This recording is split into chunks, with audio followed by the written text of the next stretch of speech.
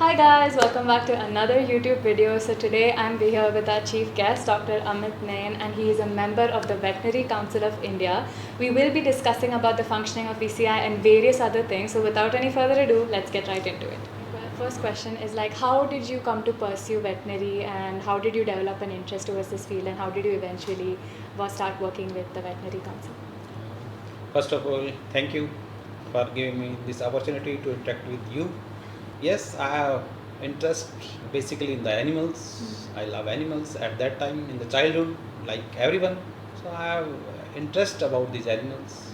So when I heard from my friend that if you become a veterinary doctor there, then it's a good opportunity to interact with these and I have to do something for the welfare of these animals. So fortunately got opportunity for this veterinary degree, and then I want to do something for my profession also. So when I heard about that VCI is a statutory body which is regulating veterinary education and practices, then I contested the VCI election in 2014.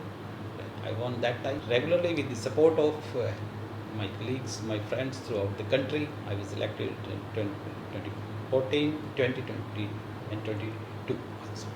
Right. So now, according to IVC Act, we are damn sure that we are uplifting our profession, professional standard and education standard. That's excellent. You're really doing a lot for our profession and it will really help us in the future once we graduate. Okay, so next question है कि आपके मतलब like what are your roles in VCI and like VCI का वो general functioning कैसा रहता है? Yes, as I told you that VCI का जो structure है उसमें 11 elected members हैं and 16 members are nominated by the government of India who are by their post, vice chancellor, director, investment acquisition and etc. So अभी जो VCI कर रहा है to maintain the education standards at UG level. So continuously we are forcing veterinary colleges to build up because veterinary education जो है minimum standard of veterinary education पे चलता है. तो उन standards को पूरा करें और हमारा focus रहता है continuously visit करते हैं हम colleges पे, VCI visit करता है and VCI information लेता है कि आप क्या उन minimum standards को पूरा कर रहे हैं कि नहीं कर रहे.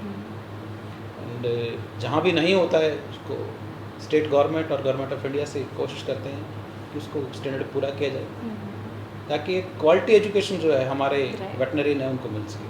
तो हमारा मेन फोकस है कि क्वालिटी एजुकेशन जो है मिलना चाहिए और कहीं भी पुअर क्वालिटी ऑफ एजुकेशन मिल रही है we are strictly against them. कोशिश करते हैं कि ये स्टैंडर्ड मेंटेन है और जहाँ पे नहीं है वहाँ पे गवर्नमेंट ऑफ इंडिया के थ्रू कोशिश करते हैं कि वहाँ पे एडमिशन बंद किया जाए. Okay, that's actually really informative. So my third question to you is अभी after our UG हम में से बहुत सारे we are thinking of pursuing PG. तो उसमें क्या क्या opportunities available है हमारे field में and how does VCI help in this? Yes, it's a good question. अभी क्या है कि VCI UG को रेगुलेट कर रहा था but very soon VCI will regulate the PG education also. And हमने अभी किया है ऐसा PG रेगुलेशन बनाया है उसमें कि PG डिप्लोमा भी स्टार्ट होगा एंड नीड बेस्ड डिप्लोमा.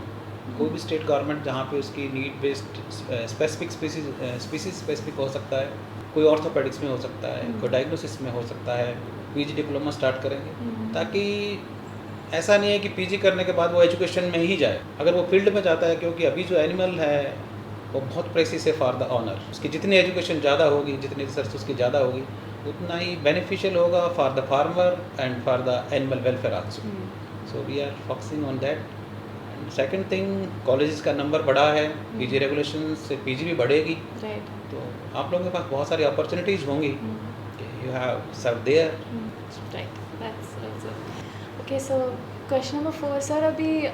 अभी medical field like human medicine में they have ऐसे certain standards for like clinics or their practitioners. तो अभी in veterinary like how does it translate to veterinary the establishment of these standards in clinics or field work and how does VCI help in this? Yes, VCI is coming with the MSVPR, Minimum Standard for Veterinary Practice Regulations.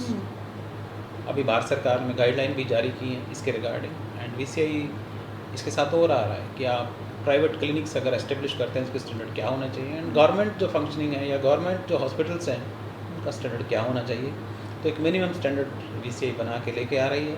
उसके बनने के बाद ये होगा कि आपके पास standards होंगे just like medical कि आप अपना हॉस्पिटल खोल सकें। जैसे कॉलेजेस का भी है कि आपको एक अगर कॉलेज बनाना है तो उसके लिए क्या स्टैंडर्ड होना चाहिए, तो वैसे ही हॉस्पिटल के लिए जल्दी ही ऐसा स्टैंडर्ड्स आएंगे। उससे हमें एक ऐसा हेल्प मिलेगी कि एक थ्रू आउट द इंडिया एक स्टैंडर्ड होगा, उसी स्टैंडर्ड पे हॉस्पिटल बनेगा। Sir, so next question is, अभी entrepreneurship is a big thing, तो हमारे फील्ड में अभी वेटनरी फील्ड में व्हाट आर एंटरप्रेन्योरशिप अपॉर्चुनिटीज़, और जो हमें 5 साल में सिलेबस होता है हमारा, पढ़ाया जाता है, how do these subject help us to go towards like entrepreneurship in veterinary aspect? Yes, it's a good question. Yesterday we celebrated the World Milk Day. Yes. So there we discussed that dairy sector is a Booming. very progressive Yes. sector here. लेकिन अभी आप देखेंगे कि milk जो है वो अकेला nutrition नहीं दे रहा, उसका इकोनॉमिक इम्पैक्ट भी है। और मिल्क को क्या है, ग्लोबल फूड माना गया है कि everybody is consuming milk and the milk products. One more focus जो अभी है वो क्वांटिटी पे नहीं, क्वालिटी पे है। Right. So being a veterinarian, it's our duty because we are treating the animals, we are dealing with the animal welfare also. So it's our duty to produce a good quality milk. Right. And opportunities ऐसा है कि milk ऐसा sector है जो कभी ख़त्म नहीं होगा। पॉपुलेशन की डिमांड बढ़ रही है, मिल्क की डिमांड भी इंक्रीजिंग हो रही है day by day. So it's good opportunity for us, क्योंकि जो एनिमल है उसका अभी प्रोडक्शन हमारा पीक लेवल नहीं आया। So being a veterinary we have opportunity to increase the milk yield, the quality of the milk and the value addition to the milk, so that in this way we will also help our farmers community and animal welfare also, and as an entrepreneur you will earn a handsome amount. Right. So looks like we'll also have good opportunities to dwell in future like entrepreneurship regarding, right? Okay sir, another question I'd like to ask you is, अभी हमारा course का length 5.5 years का है और हमें इस duration में बहुत सारे सब्जेक्ट्स भी पढ़ाया जाता है, हमारा एक फिक्स सिलेबस है।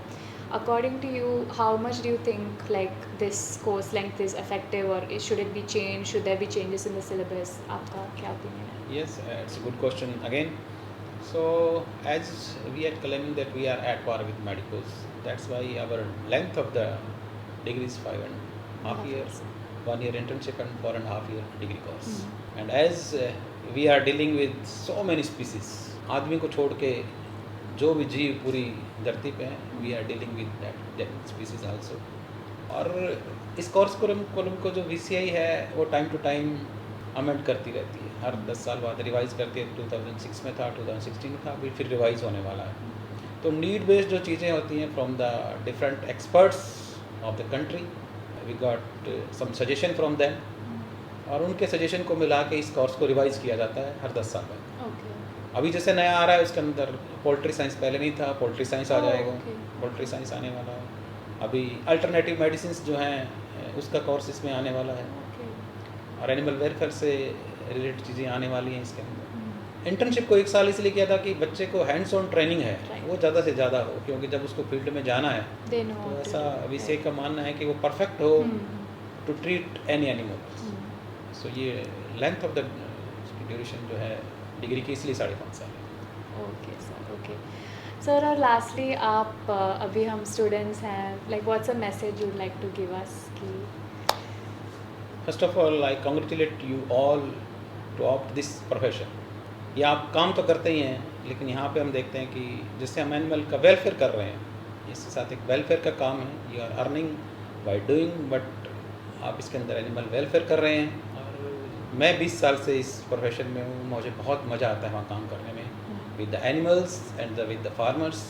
जब उसका एनिमल खुश होता है तो कई बार आप देखेंगे कि आपको खुद फील होता है कि एनिमल खुश है, बट उसका जो फार्मर है उसको खुशी देख के आपको पैसा कम मिले ज़्यादा ये तो मैं नहीं कह सकता, बट जो मन की खुशी होगी वो बहुत ज़्यादा होगी। और सभी को best wishes to all the students who are watching us here. Okay, so this whole thing has been really informative and inspiring for me. So thank you for being here today. Okay. And yeah. Thank you. So thank you for watching this video, guys. Make sure to like, share, and subscribe. And for more such videos, stay tuned. Bye bye.